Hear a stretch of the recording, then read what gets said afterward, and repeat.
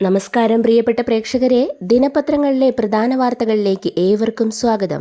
ഇന്ന് മെയ് 27 ചൊവ്വ. കപ്പലപകടം വെല്ലുവിളിയായി കനത്ത മഴയും കാറ്റും. ലൈബീരിയൻ ചരക്ക് കപ്പൽ MSC എൽസ 3 അറബിക്കടലിൽ ആലപ്പുഴയ്ക്ക് സമീപം മുങ്ങിയതിനെ തുടർന്നുണ്ടായ എണ്ണപ്പാട നീക്കാനുള്ള ദൗത്യം കഠിനമെങ്കിലും പുരോഗമിക്കുന്നു. ആദ്യം വ്യാപിച്ച 2 നോട്ടിക്കൽ മൈൽ ചുറ്റളവിൽ മാത്രം എണ്ണപ്പാട ഒതുക്കി നിർത്താനും തീരത്തേക്ക് വ്യാപിക്കുന്നത് ഒഴിവാക്കാനുമുള്ള ശ്രമമാണ് നടക്കുന്നത്. എന്നാൽ കനത്ത മഴയും ശക്തമായ കാറ്റും മൂലം കടൽ പ്രക്ഷുബ്ധമായതും കാഴ്ചപരിധി കുറഞ്ഞതും തീരസേനയുടെ ശ്രമങ്ങൾക്ക് തിരിച്ചടിയായിട്ടുണ്ട്. കപ്പലിൽ നിന്ന് ഒഴുകി നീങ്ങിയ 35 കണ്ടെയ്നറുകൾ തീരത്തടിഞ്ഞു. സംസ്ഥാനത്ത് ഇന്നലെ മഴക്കെടുതിയിൽ 8 മരണം. കോഴിക്കോട്, വയനാട്, കണ്ണൂർ ജില്ലകളിൽ ഇന്ന് റെഡ് അലർട്ട്. 3 ജില്ലകളിൽ ഓറഞ്ച് അലർട്ടും. 5 ദിവസം ശക്തമായ കാറ്റിനും മഴയ്ക്കും സാധ്യത. മഴക്കെടുതിയെ തുടർന്ന് സംസ്ഥാനത്ത് 14 ക്യാമ്പുകളിലായി 71 കുടുംബങ്ങളിലെ 240 പേരെ മാറ്റിപ്പാർപ്പിച്ചു. കോട്ടയം, വയനാട് ജില്ലകളിൽ പ്രൊഫഷണൽ കോളേജുകൾ ഉൾപ്പെടെ എല്ലാ വിദ്യാഭ്യാസ സ്ഥാപനങ്ങൾക്കും അവധി. കനത്ത മഴയിൽ ജില്ലയിൽ പലയിടത്തും വീടുകൾക്ക് വ്യാപക നാശം. മരങ്ങൾ വീണ് 100-ലേറെ വീടുകൾ തകർന്നു. ആളപായമില്ല. മലയോര മേഖലകളിൽ വൻ കൃഷിനാശം. 4 ദിവസത്തിനിടെ 2 ഹെക്ടറിലധികം കൃഷിയാണ് നശിച്ചത്. 5875 കർഷകർക്ക് കൃഷിനാശമുണ്ടായി. മഴ ശക്തമായതോടെ പലയിടത്തും മണ്ണിടിച്ചിൽ, ഉരുൾപൊട്ടൽ ഭീഷണിയുണ്ട്. ഏതാനും സ്കൂളുകളിലെ ചുറ്റുമതിലുകളും തകർന്നു. പലയിടത്തും വൈദ്യുതി ലൈനുകൾക്ക് മുകളിൽ മരം വീണതിനെ തുടർന്ന് വൈദ്യുത ബന്ധം തടസ്സപ്പെട്ടു. ഇവ പുനഃസ്ഥാപിക്കാനായിട്ടില്ല. നിലമ്പൂർ തിരിച്ചുപിടിക്കാനുള്ള പോരാട്ടത്തിന് KPCC ജനറൽ സെക്രട്ടറി ആര്യാടൻ ഷൗക്കത്തിനെ പുറത്തിറക്കി കോൺഗ്രസ്.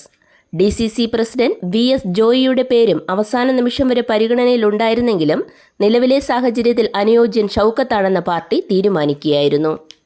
തിരുവനന്തപുരത്ത് IB ഉദ്യോഗസ്ഥയെ റെയിൽപാളത്തിൽ മരിച്ച നിലയിൽ കണ്ടെത്തിയെന്ന കേസിലെ പ്രതി IB ഉദ്യോഗസ്ഥൻ മലപ്പുറം എടപ്പാൾ സ്വദേശി സുഗാൻ സുരേഷ് പോലീസിന് കീഴടങ്ങി. ഇന്നലെ രാവിലെ ഹൈക്കോടതി മുൻകൂർ ജാമ്യാപേക്ഷ തള്ളിയതിനെ തുടർന്നാണ് സെൻട്രൽ പോലീസ് സ്റ്റേഷനിൽ കീഴടങ്ങിയത്. ഒരിടവേളയ്ക്കു ശേഷം രാജ്യത്തെ സജീവ കോവിഡ് ബാധിതരുടെ എണ്ണം 1000 കടന്നു. ഇന്നലെ 1009 കേസുകൾ റിപ്പോർട്ട് ചെയ്തു. ഈ മാസം 7 പേർ മരിച്ചു. ഈ മാസം 19-ന് ശേഷം 6 ദിവസത്തിനിടെ രാജ്യത്ത് കൂടിയത് 752 കേസുകളാണെന്ന് കേന്ദ്ര ആരോഗ്യ മന്ത്രാലയം അറിയിച്ചു. കേരളത്തിൽ കേസുകൾ ഉയരുന്നുണ്ടെങ്കിലും വൈറസ് ബാധിതരുടെ നില വഷളാകുന്നില്ലെന്ന് സംസ്ഥാന ആരോഗ്യവകുപ്പ് ഉദ്യോഗസ്ഥർ പറയുന്നു. പങ്കാളിത്ത പെൻഷൻ പിൻവലിച്ചില്ലെങ്കിൽ ഇടത് സർവീസ് സംഘടനകളിൽ ആളുണ്ടാകില്ലെന്ന് NGO യൂണിയൻ സംസ്ഥാന സമ്മേളനത്തിൽ രൂക്ഷ വിമർശനം. ക്ഷാമബത്ത കുടിശ്ശിക എപ്പോൾ തരുമെന്ന് മുഖ്യമന്ത്രി വ്യക്തമാക്കണം. കഴിഞ്ഞ 5 വർഷമായി ലീവ് സറണ്ടർ അനുവദിച്ചിട്ടില്ലെന്നും വിമർശനമുയരുന്നു. അധ്യയന വർഷാരംഭത്തിനു മുൻപ് തന്നെ എല്ലാ സ്കൂൾ കെട്ടിടങ്ങളുടെയും ഫിറ്റ്നസ് ഉറപ്പുവരുത്തണമെന്ന് മുഖ്യമന്ത്രി പിണറായി വിജയൻ നിർദ്ദേശം നൽകി. കുട്ടികളെ എത്തിക്കുന്ന വാഹനങ്ങൾക്കെല്ലാം ഫിറ്റ്നസ് സർട്ടിഫിക്കറ്റും സ്കൂൾ വാഹനങ്ങളിലെ ജീവനക്കാർക്ക് പോലീസ് ക്ലിയറൻസ് സർട്ടിഫിക്കറ്റും വേണം.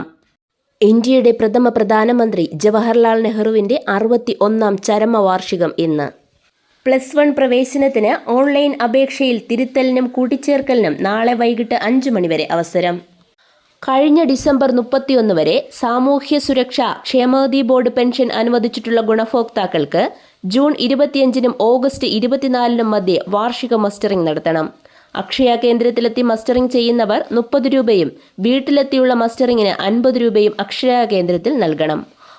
കരവന്നൂർ സർവീസ് സഹകരണ ബാങ്കിലെ 180 കോടിയുടെ ബെനാമി വായ്പാ തട്ടിപ്പ് കേസിൽ CPM പാർട്ടിയെയും നേതാക്കളെയും അടക്കം പ്രതി ചേർത്ത് എൻഫോഴ്സ്മെന്റ് ഡയറക്ടറേറ്റ് അന്തിമ കുറ്റപത്രം സമർപ്പിച്ചു. കള്ളപ്പണം വെളുപ്പിക്കൽ തടയൽ നിയമപ്രകാരമാണ് കുറ്റപത്രം.